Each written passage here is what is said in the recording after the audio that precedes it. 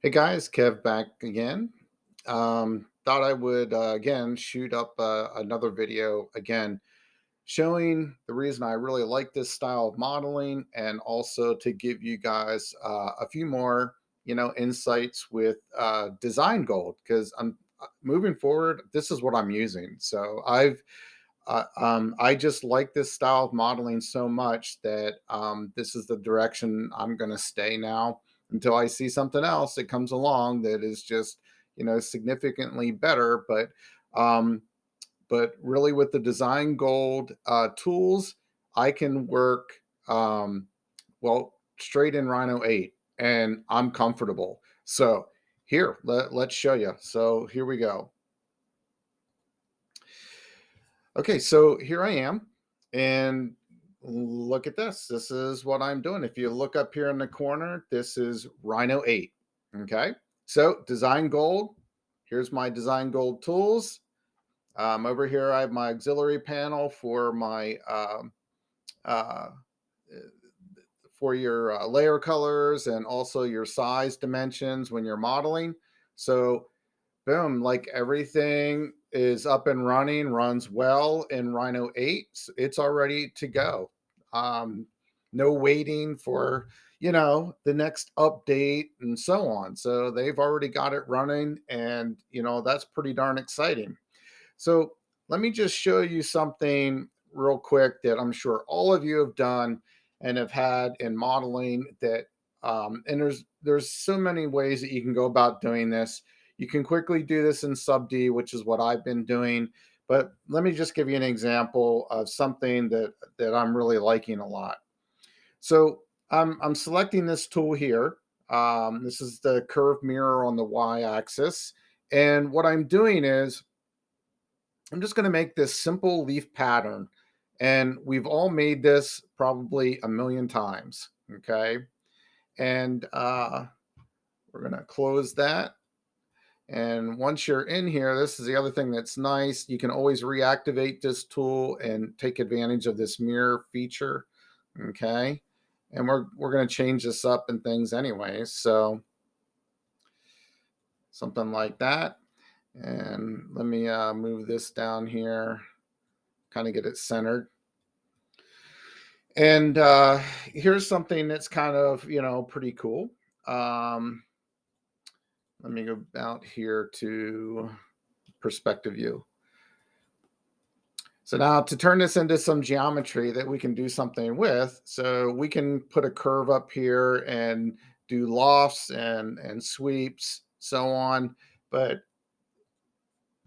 in Design Gold, I don't need to do that. So they have this great little tool. I've got this thing, a Y rail revolve. I click that, and just that quick, that piece is done. Let's move this back to shaded, and let's change the color. Okay, and now let's turn on control points. And you're going to say, what the hell is Kevin doing? And let's go to this to the right view here. But now I can edit this all day. And I'm just going to go in here, move this up, get a familiar shape that you guys are going to see like, oh my gosh, yeah, I've made that like a million times. And Design Gold is, again, a great set of tools that make all this stuff very easy, very simple to do, and very fast. Okay. And I might want to play with this shape here just a little bit. Let's see, let's get this back in here. We're going to drop this in here. I'll take this up just a hair bit right in there. Now let's go back to our top view. And yeah, so let's work with that for the moment. Now, so what I'm going to do here is we're going to make this a little bit narrower. And we're going to turn control points back on again. And I'm going to make this shape that I'm sure you guys have done like a million times. And I'm just doing this leaf pattern kind of thing that I've had in many designs I've done. And this is the nice part is we can go in here and rotate these things. using the control points. Again, this is what I like about this style of modeling. And let's see here. This might be a little bit too fat in here. Let's see. We're going to take this down a little bit. Kind of something like that. And I'll drop this just a hair more. Maybe something like that. Okay. Then I'm sure that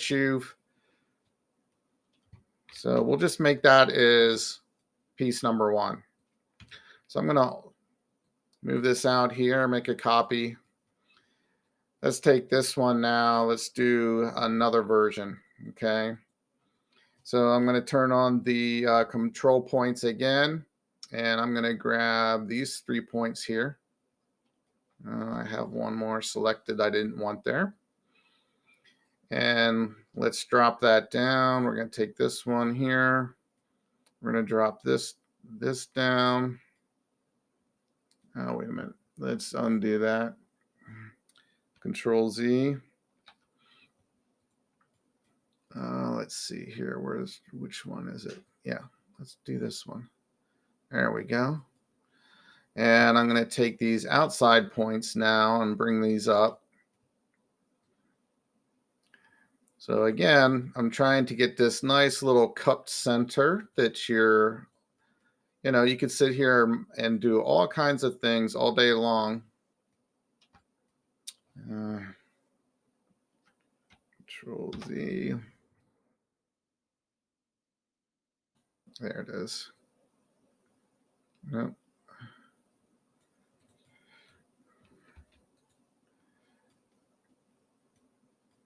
See, do I have 2 in here? No, undo. Okay. And now we get that nice little groove center that we can do something with. Okay. Let's see here. Let's turn these back on here, and I'm going to grab these center ones. And again, we can play with this all day long. I'm not going to spend much time here. All right. Now, so there you have that now as an example. Okay. Now you're saying, okay, great, Kev, that's super. What can I do with that? So maybe you want to make a head. Okay. So we'll take this guy now. And let's see here. Let's make a duplicate of him. And we're going to make this one this color and turn it off. So now I can go up here to my gem tools, and that's about a 1 carat there. So we'll just take that and accept that as our default. And real quickly, I'm going to take and rotate this guy. And so what we're going to do here is we're going to make a head using this shape. So I'm going to narrow this up a little bit. And we're going to turn on our control points again. And just this quick, we're going to start turning this bad boy into something pretty cool. We'll rotate that around. We're going to take this. I'm going to rotate this around just a hair. And then I'm going to take this up into here like so. And we're going to get this guy finessed how I want it. And let's see here. We'll get this guy in. And we're going to rotate this a little bit. And I want to belly this out just a hair right there. Okay. Now, here's the power. Just real quick like this, we've already got a cool little shape here developed. I might want to move this out a little bit here on my gemstone. Okay. Now we can do a couple different things here, which is really cool. You have some great mirror tools here. You could easily do something like that. Okay. We could go into our transform and simply do a polar array. So let's say we wanted to start from F4 there, and we're going to do, let's see here, and that's 3. Let's go to 4 items. and we'll accept that. Okay. And again, so now we have this cool little head, and you say, well, crap, Kev, that's like too bulky and stuff. So no problem. Let's go back here to our F10 again. And we're going to select these control points in here. And, let's thin this up here a little bit. Notice how you have history going on here. So everything's going to update as I go here. And maybe we want to bring this in a little bit more here. And these guys, we want to probably shrink them up just a hair more here, giving us just a little bit less of a bulky look to it. I can take this now and simply adjust this inwards like so. And again, because of Rhino history, everything's updating. Okay. So we can go again back to F10, and I'm saying to myself, you know what? I want to adjust this just a little bit more. Maybe give this a little bit more of a kind of like a curvature like this, making this a little bit more organic. And this, I don't want to be quite so extreme. Okay. So how many of you have been tasked, to create something like that, custom head? And right here in a couple minutes, look what we have. Okay, so there's an example of how powerful these kind of tools are. And the great part is you're going to save this. You can save this whole thing and stick it, um, in a file someplace, and you can bring this out and edit it all day long. Yes, I get that you can use Grasshopper for a lot of these different things, adjusting parameters, and that's great. But I am not a big time slider guy, and I honestly, I like being able to go in, grab the geometry that I have there, make an update, let history update it, and now I have this component that I can save out and boom, I'm off to the races. Anytime I ever need it, I go back and grab it again, bring it out, and history will still be there unless I purge the history. And I can change the stone shape and size, and now I'm off to the races. So, what if we just said, okay, let's go back here and grab, I don't know, let's, let's make it I don't know, we'll make it a princess cut. Yeah. And and again, certain shapes you will have to remake parts of it. The whole point is, so for now what we'll do is go to, let's see here, R45, and let's rotate this again. So try and be a little bit more precise here. And again, I can come back in here, get to the control points, and just start editing this and get this all fixed up for this shape and style of gemstone. And we'll bring him in here like so, just a little bit. And again, now I'm all set to go, and I can do all this on the fly. Okay. So there you go. So that's another one where we can take again. Let's And we'll take these guys and we'll move those over here as well. Okay, now, so we'll bring back this other shape that we had here. Another nice little thing that we can do. And let's get him shaped up here. Let's do F10 again. And let's see here.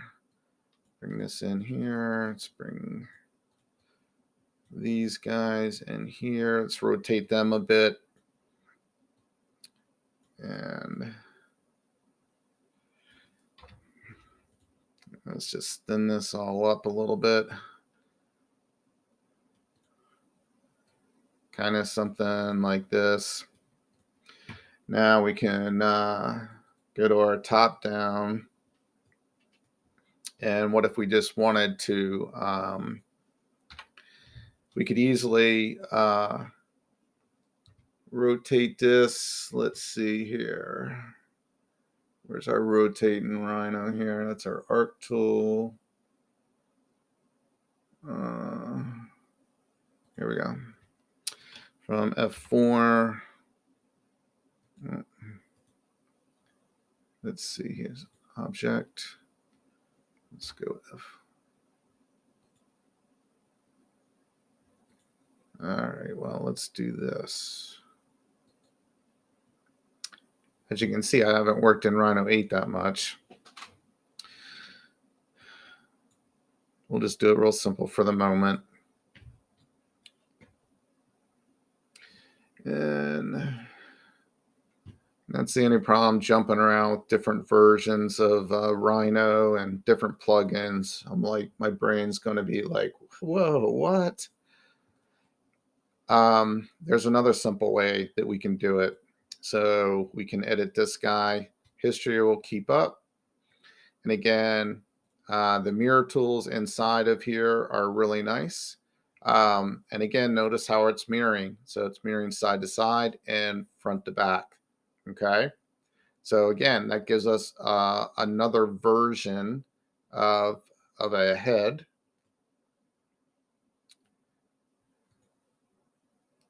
And C, Control V. And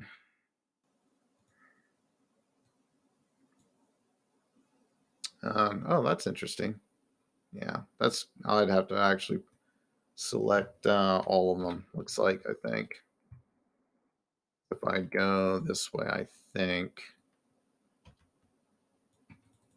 I'll make a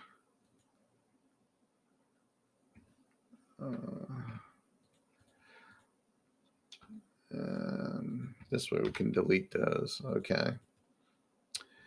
Let's see here. What else do we have? We can do a mirror across this way.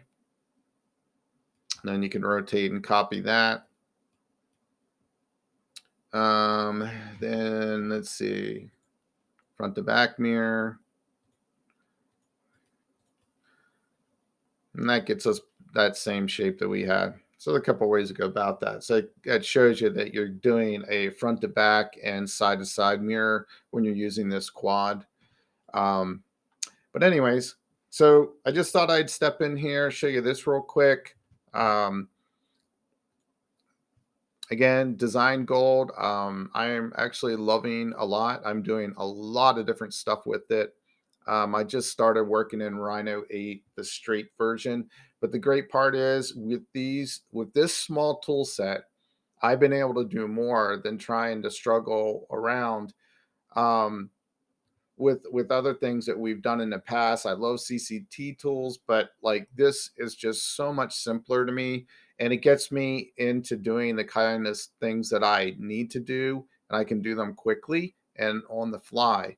And I prefer using just Rhino history and making parts that I can import in and then continue working with them, edit them. Rhino Gold or Grasshopper is great. I just honestly don't know how to get the time to invest in it. Maybe that's just me mentally looking at it saying this is just too dang daunting or whatnot, or I'm just getting older. I don't know. Um, all I can say is since I've discovered this style of modeling and creating these NURB surfaces and working with this surface modeling, I've been enjoying modeling a whole lot more. I can get my shapes so much faster, quicker, easier, and get to where I want to go anyways, which is, the end design, which is that's the name of the game, you know. CAD doesn't make me money and never has made me money. It's the end result that I get from it. So whatever gets me there the fastest, that's where I want to be. So, anyways, again, if you guys have any questions, shoot them over to me. But there you